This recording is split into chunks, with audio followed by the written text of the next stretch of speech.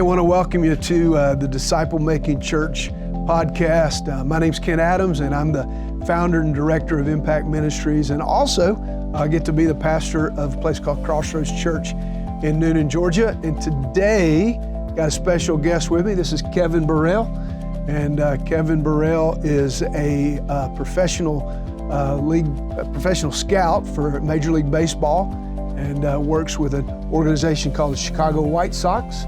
And but more than that, Kevin is part of our church here at Crossroads, and he is a disciple maker. And so, Kevin, good to have you today, man. Thanks, Ken. Good to be here. And so we're going to talk a little bit more about how God's opening some doors for us in discipling in the athletic arena. But first of all, let me just say thanks for joining us, and if you will, just kind of like the podcast here, and also just share it with people, especially coaches and athletes and people that you know that might have a real interest in learning and knowing how to leverage the athletic arena, sports teams, all that kind of stuff, to be able to fulfill the Great Commission of Jesus Christ. So most of the time when we meet, Kevin, we're talking about the disciple-making church. And I guess today is really the church that's left the building, right? And it's kind of the church that's out in the world. And so we've created a couple of disciple-making resources, and one is called the Disciple-Making Coach, and the other, it's called Coaching with Impact. We used to call it the Disciple-Making Coach, but it's Coaching with Impact, and then sort of a companion resource called Competing with Impact. Obviously, one is for raising up disciple-making coaches. The other one is for discipling athletes. And so both of these resources are brand new. They're kind of hot off the press, and we're just getting a lot of coaches and schools and teams starting to use them. And so we thought it would be a good idea to take a little bit of the time and talk through that with you, what those resources are and what they do. And so Kevin is a big part of that. He's kind of helped me develop some of this, wrote the foreword in both these books. So Kevin, just start us off, man. Tell us just a little bit, first of all, just about you, your journey in disciple-making, athletic. Just let us hear it. Okay. So I grew up in Southern California and played baseball out there in high school, and has committed to San Diego State University back in the day, and decided that professionally, I wanted to pursue professional baseball was a goal. So in 1981, I was a first-round draft pick by the Red Sox out of high school. And so I started my baseball career. And so fast forward now, I wound up playing 10 years professionally and then transitioned into scouting in the fall of 1991. So I've been scouting a long time, and I've just noticed, through this period of time of being in professional baseball, that it really is a mission field in and of itself. So I know it's always important to go into all the world, but we have an opportunity right here in college baseball, high school baseball, and professional baseball just to be a disciple maker and really challenge Christians that are in baseball and really help them to learn what it means to be a disciple, and then the process of how to make a disciple. Mm-hmm. Very cool. And I've heard you say this before, that you consider yourself really a disciple maker disguised as a scout, right? Yeah. That's the way I look at my role, and I love what I do in baseball. But at the core part of that is just really just very passionate about being a disciple maker and trying to help these coaches and athletes and scouts to become, all they can be as a disciple maker. Yeah. So talking a little bit about your journey. So tell us when did the kind of the understanding and the commitment and the passion really for being a disciple and building disciples, when did that really click for you? How did that happen? So on June 3rd, 1976 is when I gave my life to Christ and became a Christ follower. Was raised in a Christian home, going to church every Sunday morning, Sunday night, and Wednesday nights, and just had a wonderful foundation there. But really never really understood. I knew you were supposed to be a disciple. I had no idea how to be a disciple. And I definitely had no idea how to reproduce or make a disciple until I I wound up coming here to Crossroads Church and went through an impact class with you, and just really, that was over 20 years ago, and really it lit a fire in me and just gave me a whole new vision and a mission of trying to flesh this out in my profession. Yeah, and so literally, I mean, I've had a front row seat to that, and so, I mean, literally, you have done disciple making in our church, but you've also used your platform and your connection to baseball to actually invest in a number of guys over the years, and your schedule is very crazy. You do a lot of traveling, like that. So how have you made that work, and what? You have any idea of how many maybe groups or people that you've invested in? No particular number. A lot though. Yeah, so, a lot. Yeah. Currently, this is a resource with Coaching with Impact, especially that we have a group on Mondays that meet online, and we started with 4 guys, and now we have 105 in there, and they're at different points in their journey and their walk. Some are brand new Christians, some have been Christians for a while. Mm-hmm. But many of them are using this resource now, and it's just an opportunity now with the 105 coaches and scouts that we have on there. Mm-hmm. And then in my travels, I cover all of Georgia, all of South Carolina, and Jacksonville, Florida. So it's an opportunity for me to connect with coaches all the time, and always challenging it. And I just make the big ask to them. Are they in a church? Are they in a small group? What's their faith? What does that look like? And so, me, I'm pretty bold and outspoken with that. And so it's just something that, I'm really passionate about, because our sport needs it. This game needs it, and athletics needs it. Yeah, that's cool. So let's talk a little bit more specifically about the coaching resource, because you've been one of the very first guys since we developed it to actually implement it, and you've taken at least 1 or 2 groups I know through our Coaching with Impact here in a local high school setting, right? So I guess my first question is, so what are we trying to, what is kind of the end result or the end goal? If a coach meets obviously they meet in a group, y'all meet early in the morning before school, right?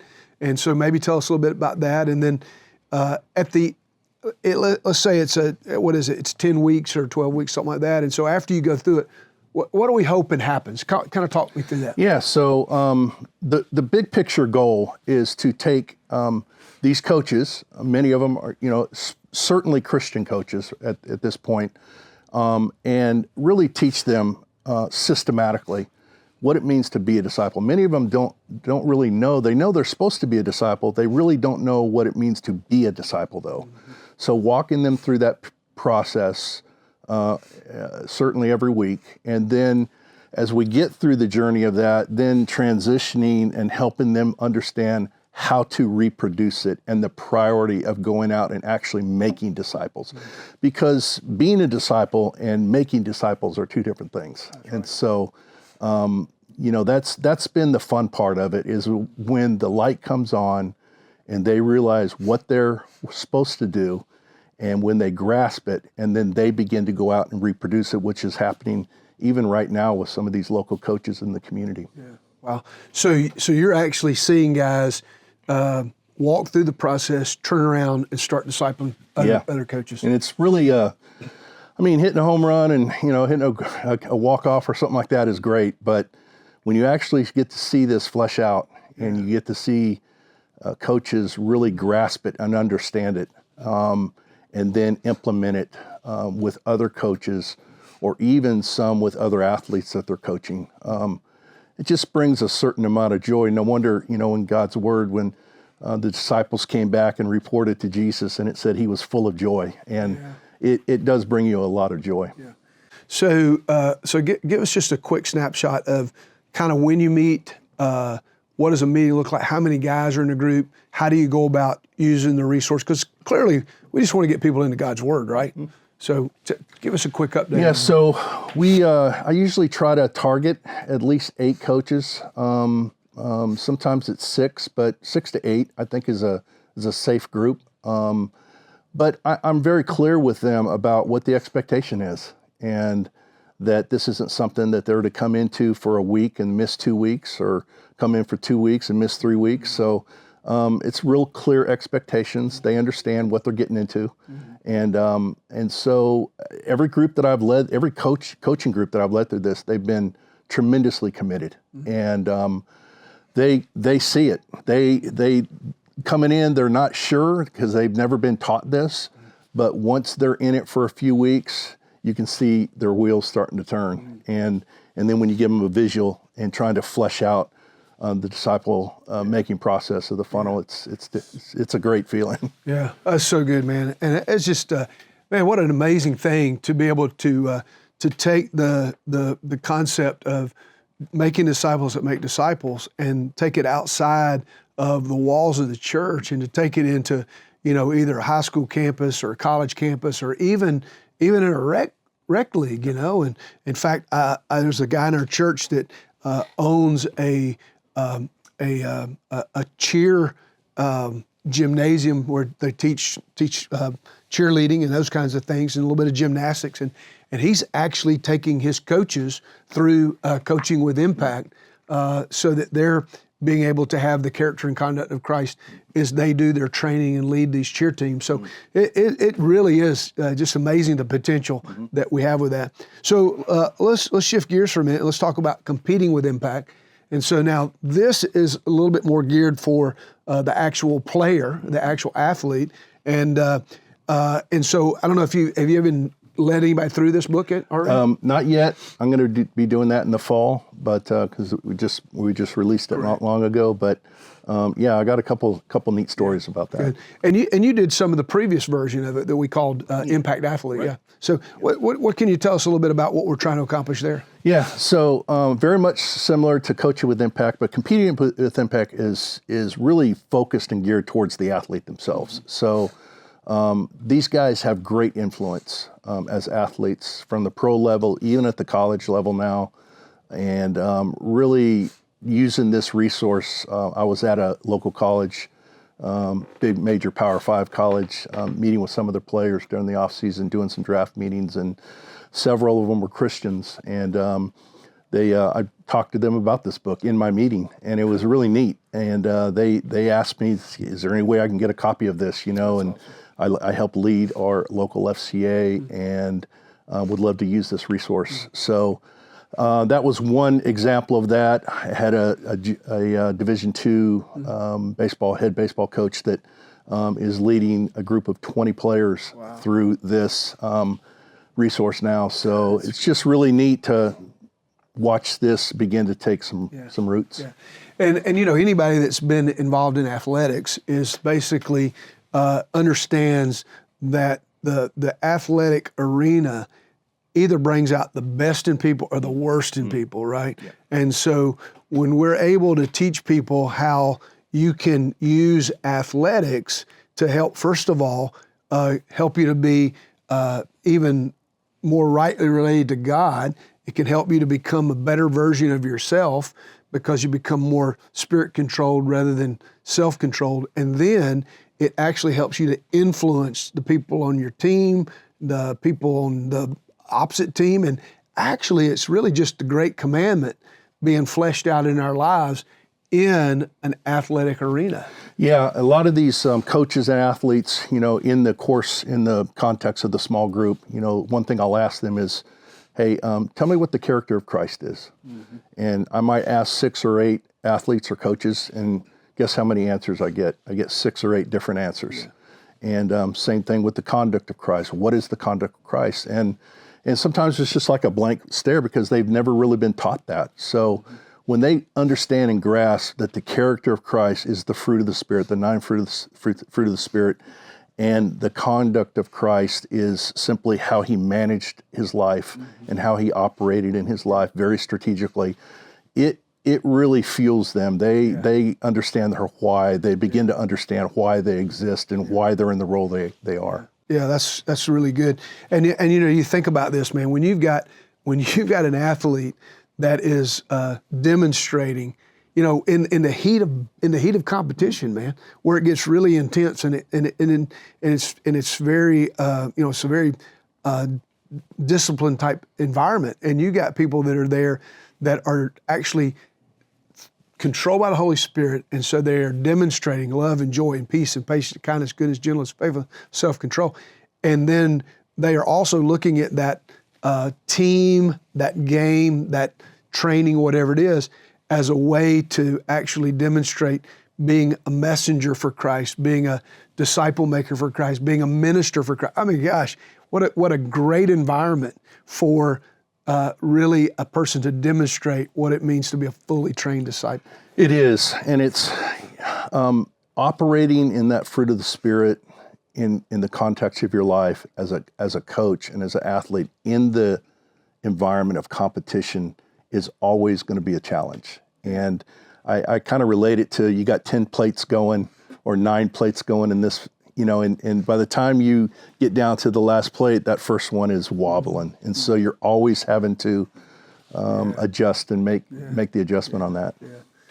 Well, man, Kevin, thanks for coming in and joining us on the podcast here. I think, I would just say that really, if you're connecting with us and watching us, and maybe you're thinking, you do most of your disciple making in the church world, I would just encourage you to think how you can extend past that into the community, and not even just in the athletic arena, but whatever arena you're at. Maybe you're a teacher, maybe you're a first responder, whatever the case may be.